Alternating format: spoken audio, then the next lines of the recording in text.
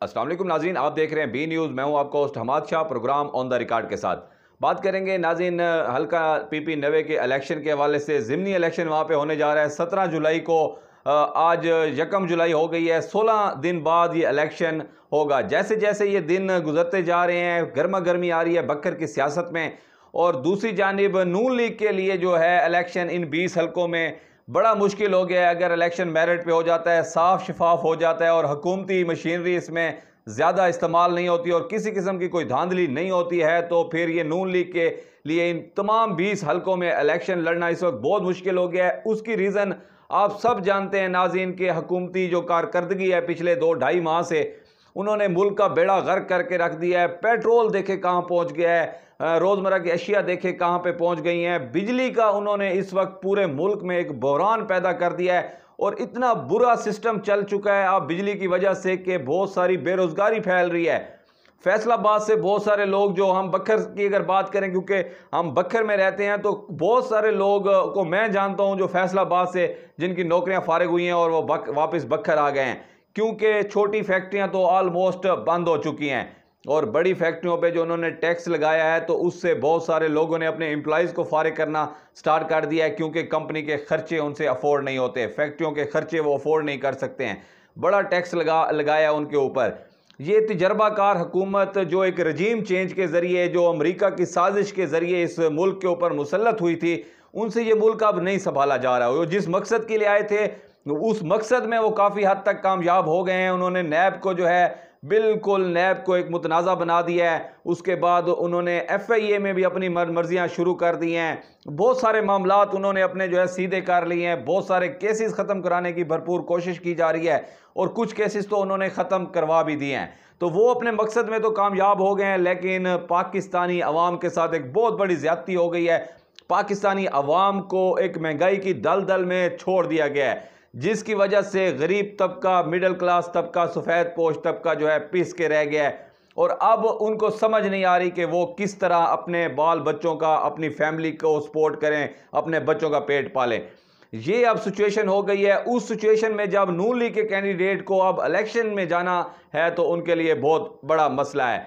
लेकिन नाज़रीन, अगर हम बखर की बात करें, बखर में जो नून लीग के कैंडिडेट हैं सईद अकबर नवानी, क्योंकि वो काफ़ी टाइम से यहाँ पे MPA भी रहे हैं, उनकी एक सियासत है, उनकी अपना ज़ाती वोट बैंक भी है और ज़्यादातर उन्होंने आज़ाद इलेक्शन भी लड़ा है यहाँ से। इस वजह से उनके साथ अवाम खड़ी है। जैसी सिचुएशन हम दूसरे इलाकों में देख रहे हैं, दूसरे ज़िलों में देख रहे हैं जहाँ जहाँ पे ये ज़िमनी इंतखाबात हो रहे हैं, उससे थोड़ी सिचुएशन बखर में डिफरेंट है। यहाँ पे एक मुकाबले का समा है। यहाँ पे जो है लोग अभी नून लीग के कैंडिडेट के साथ अभी तक तो खड़े हैं, लेकिन उनको ये महंगाई, जहाँ भी नून लीग के कैंडिडेट हैं या हम बखर की बात करें सईद अकबर नवानी को, ये जो महंगाई और हुकूमती पॉलिसियाँ हैं और तमाम चीज़ें खुलकर सामने आ रही हैं, जैसा कि अभी एक रजीम चेंज कॉन्फ्रेंस हुई है उसमें बहुत सारी चीज़ें खुल के सामने आ गई हैं, तो इन चीज़ों का नुकसान नून लीग को ज़रूर हो रहा है। दूसरी जानिब अगर हम बात करें इरफानुल्लाह नियाज़ी की PP 90 हल्का में, तो इरफानुल्लाह नियाज़ी जैसे जैसे इलेक्शन का दिन करीब आता जा रहा है बहुत सारे धड़े अपने साथ मिलाते जा रहे हैं और सबसे ज़्यादा जो उनके साथ इस वक्त खड़े हो गए हैं लोग, वो यूथ हो गई है। नाज़रीन, जितने भी हमने अवाम से बात होती है, हमारी व्हाट्सएप आते हैं, हमें मुख्तलिफ निजी महफिल में हम लोगों से मिलते हैं। PP 90 हल्का, क्योंकि मेरा खुद ताल्लुक जो है PP 90 हल्के से है, मैं जिस गांव से ताल्लुक़ रखता हूँ, जहाँ पे मेरे अबो अजदाद हैं, जहाँ पे मेरे रिलेटिव्स हैं, उसका वो हल्का भी PP 90 में आता है। तो बहुत सारे लोगों में जो है PP 90 में वैसे भी मुलाकात होती रहती है बीइंग अ सहाफ़ी।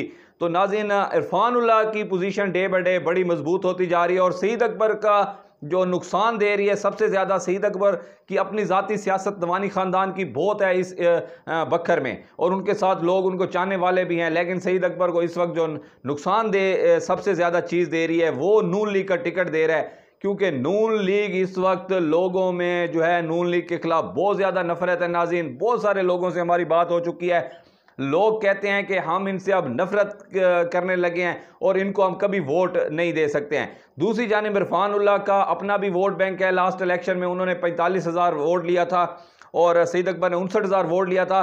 उसके बाद जो है इरफानुल्लाह के साथ PTI की यूथ बड़ा साथ दे रही है। जिनको ये मुखालिफ सियासी उनके जो हैं वो छुरीक कहते हैं, वो छुरीक इस वक्त समझ लें कि सबके गले पड़ चुकी है। वो छुरीक अब इरफानुल्लाह नियाज़ी के साथ खड़ी हो गई है। अब वो छुरीक का नारा है कि अब जिनको आप छुरीक कहते हैं, यही छुरीक आपको जो है 17 तारीख को बताएगी कि इस छुरीक की क्या वैल्यू है।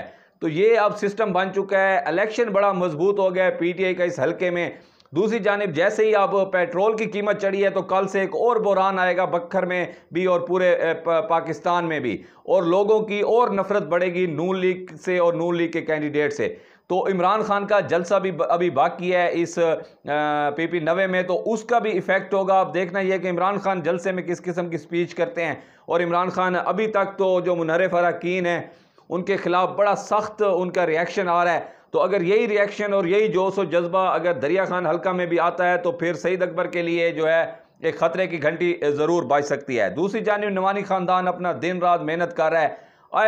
जो हर रोज़ हम देख रहे हैं कि वो एक मिनट भी घर नहीं बैठ रहे हैं, वो मुख्तलिफ जगहों पे जो है सियासी जलसे कर रहे हैं, सियासी मीटिंग्स कर रहे हैं, सियासी रैलियां कर रहे हैं। तमाम लोग जो है वो ग्राउंड में उतर चुके हैं।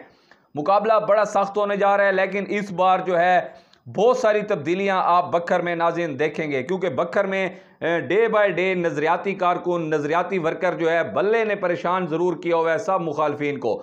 और भी पार्टियां वहाँ पे है, ख्वावड़ ख़ानदान भी आज़ाद इलेक्शन लड़ रहा है, जमात इस्लामी भी है, मौलाना फजल रहमान की पार्टी भी है।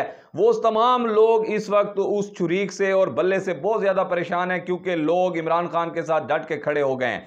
और बहुत सारे ऐसे यूनियन कौंसल्स को मैं जानता हूँ जिनमें पहले लोग धड़े की सियासत को प्रेफर करते थे, आज़ाद उम्मीदवार वहाँ से जीत जाता था, लेकिन वहाँ पे नाज़रीन अगर अब हम देखें तो वहाँ पे इमरान खान के सपोर्टर जो है वो पैदा हो गया। इमरान खान का सपोर्टर ज़्यादा से ज़्यादा उभर कर सामने आ रहा है। और जैसे जैसे ये हुकूमत अपनी नाकाम पॉलिसियों की वजह से अपने जो अवाम को महंगाई के बोझ तले दबाते जा रहे हैं, तो उससे उस नैरेटिव को लेकर इमरान खान के सपोर्टर और इमरान खान के कैंडिडेट आगे चल रहे हैं।